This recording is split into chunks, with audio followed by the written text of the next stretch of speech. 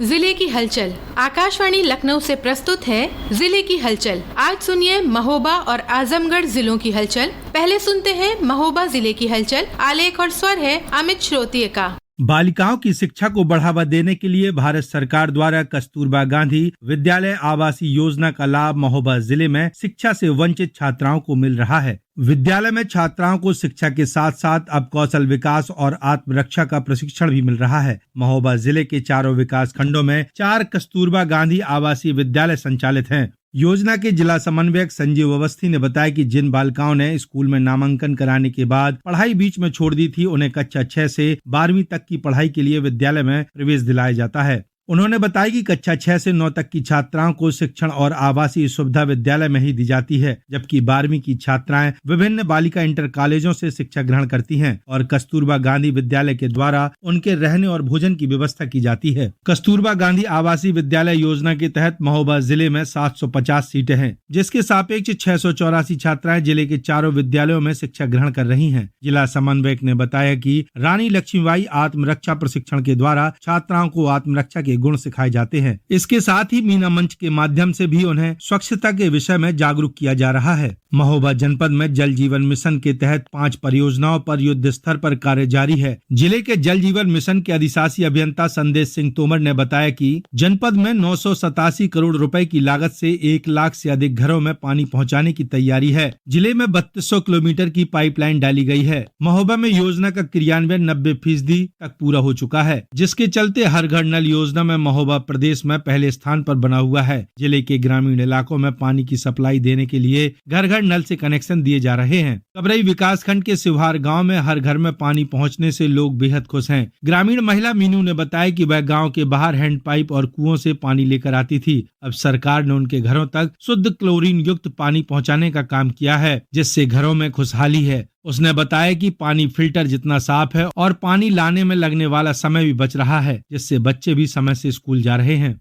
राष्ट्रीय पोषण माह के तहत महोबा के सरस्वती विद्या मंदिर इंटर कॉलेज में दृश्य चित्र प्रदर्शनी लगाई गई। प्रदर्शनी के माध्यम से मोटे अनाज, हरी सब्जियां एवं प्रोटीन युक्त आहार के पोषण स्टॉल लगाए गए। प्रधानाचार्य कमलेश सिंह ने बच्चों को पोषण आहार से संबंधित विशेष जानकारी दी। उन्होंने कहा कि बच्चों को अपनी सेहत का विशेष ध्यान रखना है। भोजन में प्रोटीन, विटामिन, आयरन, कैल्शियम अवश्य शामिल करना चाहिए। उन्होंने छात्र छात्राओं से अपनी माताओं को भी प्रोटीन युक्त भोजन खाने के लिए प्रेरित करने को कहा। प्रधानमंत्री नरेंद्र मोदी द्वारा पर्यावरण संरक्षण के लिए सामूहिक प्रयासों को लेकर की गई अपील का असर महोबा में दिखाई देने लगा है। प्रधानमंत्री से प्रेरित होकर वरिष्ठ नागरिक पेंशन सेवा संस्थान के कार्यकर्ता, अपनी पेंशन और संयुक्त मीडिया क्लब के पत्रकार अपने खर्च से पर्यावरण संरक्षण की मुहिम को आगे बढ़ाने में जुटे हुए हैं। वहीं मुख्य चिकित्सा अधिकारी डॉक्टर आसाराम ने अपने कार्यालय में पर्यावरण बचाओ अभियान के तहत सभी को शपथ दिलाई। इस दौरान कार्यालय में उपस्थित सभी चिकित्सकों ने भी शपथ लेते हुए पर्यावरण के संरक्षण की मुहिम को आगे बढ़ाने का संकल्प लिया।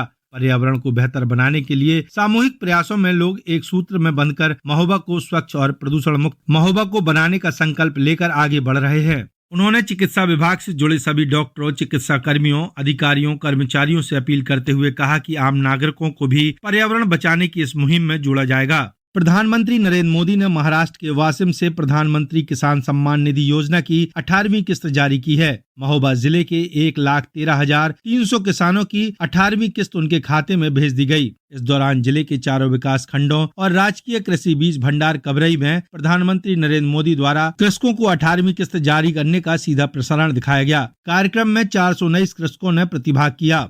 मेरा नाम रामबरन यादव है। मेरे 18वीं के खाते में आ चुकी है अभी तक, जिससे खाद बीज में कुछ सहायता हो जाती है। प्रधानमंत्री जी को बहुत बहुत धन्यवाद।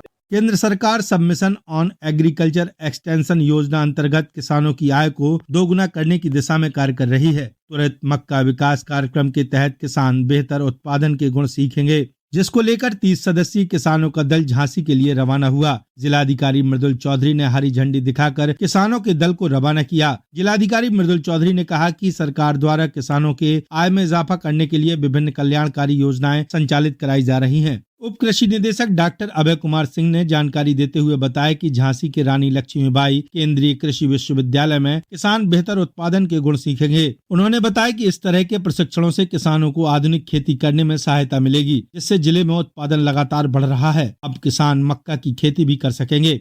महोबा जिले की हलचल के बाद आइए सुनते हैं आजमगढ़ जिले की हलचल। आलेख और स्वर है नरेंद्र प्रताप का।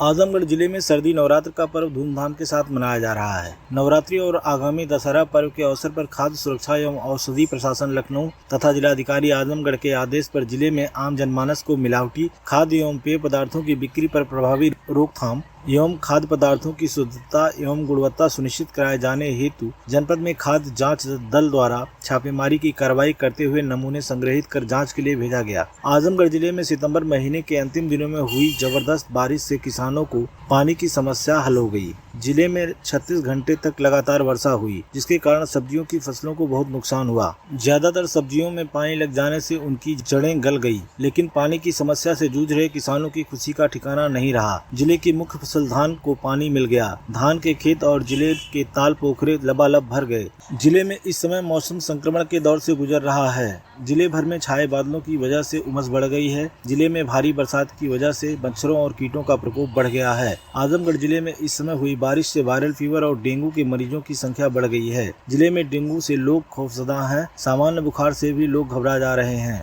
1 अक्टूबर से 31 अक्टूबर तक चलने वाले विशेष संचारी रोग नियंत्रण अभियान और 11 अक्टूबर से 31 अक्टूबर के बीच चलने वाले दस्तक अभियान के तहत आजमगढ़ मंडली जिला चिकित्सालय से जन जागरूकता रैली निकाली गई। जिलाधिकारी नवनीत सिंह चहल ने जन सामान्य को संचारी रोगों के रोकथाम, साफ सफाई, शौचालय का उपयोग, शुद्ध पेयजल तथा ताजा भोजन के उपयोग के संबंध में शपथ दिलाई एवं जनता से अपील की कि मच्छर जनित बीमारियों से बचाव के लिए घर और कार्यस्थल के आसपास पानी जमा न होने दें। पुराने एवं खराब बर्तन, डिब्बों को छत पर न रखें। पुराने टायर, प्लास्टिक के कप, फ्रिज की ट्रे, बोतलों, कबाड़, फूलदानों आदि में पानी इकट्ठा न होने दें। बुखार आने पर लापरवाही न बरतें एवं बिना डॉक्टर के सलाह के किसी दर्द निवारक दवा का सेवन न करें। इसके साथ ही जिलाधिकारी द्वारा राष्ट्रीय स्वैच्छिक रक्तदान दिवस के अवसर पर आयोजित स्वैच्छिक रक्तदान शिविर का उद्घाटन किया गया। जिलाधिकारी ने कहा कि हमारे युवा वर्ग इस रक्तदान शिविर में बढ़ चढ़ कर हिस्सा लें। उन्होंने बताया कि जिला अस्पताल में विभिन्न ब्लड ग्रुप के 600 से अधिक यूनिट ब्लड उपलब्ध है। आवश्यकता अनुसार जरूरतमंद व्यक्तियों को ब्लड उपलब्ध कराया जाएगा।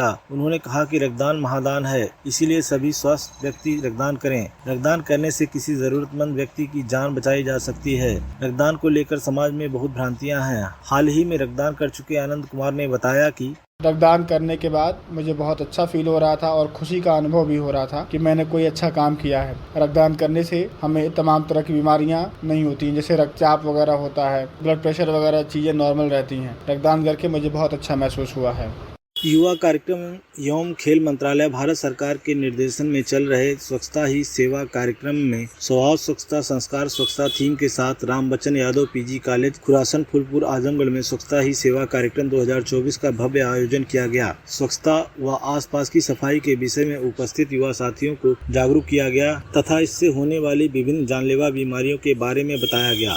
साथ ही इससे बचाव के उपाय भी बताए गए। इस अवसर पर वक्ताओं ने परिवेश में फैली तमाम बीमारियों, टाइफाइड, मलेरिया, डेंगू, डायरिया, पैर का सड़ना तथा विभिन्न प्रकार की त्वचा संबंधी रोगों के बारे में विस्तृत जानकारियां दी व इससे बचाव के उपाय भी बताए। इस अवसर पर स्वच्छता की शपथ दिलाई गई। उसके बाद विभिन्न स्थान पर साफ सफाई की गतिविधियां करते हुए स्वच्छता के प्रतीक के रूप में पौधरोपण का आयोजन किया गया तथा पूरे क्षेत्र में लगभग 4 किलोमीटर की रैली निकाली गई। इस रैली में लगभग 250 युवाओं ने प्रतिभाग किया। आजमगढ़ जिले में प्रधानमंत्री द्वारा प्रधानमंत्री किसान सम्मान निधि योजना पीएम किसान की 18वीं किस्त निर्गमन कार्यक्रम का सीधा प्रसारण 5 अक्टूबर को सभी विकास खंड कार्यालयों, राजकीय कृषि बीज भंडारों एवं कृषि विज्ञान केंद्रों पर किया गया। कार्यक्रम में किसानों की वर्चुअल रूप से सहभागिता रही। क्षेत्रीय कर्मियों के माध्यम से विभिन्न ग्रामों के प्रगतिशील किसानों को कार्यक्रम का लिंक भेजकर उनकी सहभागिता सुनिश्चित की गई। आजमगढ़ जिले में 2 अक्टूबर को राष्ट्रपिता महात्मा गांधी एवं लाल बहादुर शास्त्री की जयंती के अवसर पर कलेक्ट्रेट परिसर में जिलाधिकारी नवनीत सिंह चहल द्वारा झंडारोहण किया गया। तत्पश्चात गांधी हाल में कलेक्ट्रेट के समस्त अधिकारियों और कर्मचारियों द्वारा राष्ट्रपिता महात्मा गांधी व पूर्व प्रधानमंत्री लाल बहादुर शास्त्री के चित्र पर माल्यार्पण किया गया। इसके साथ ही हरिहरपुर के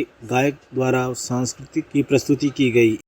ये था आकाशवाणी लखनऊ के क्षेत्रीय समाचार एकांश द्वारा प्रस्तुत जिले की हलचल का आज का अंक।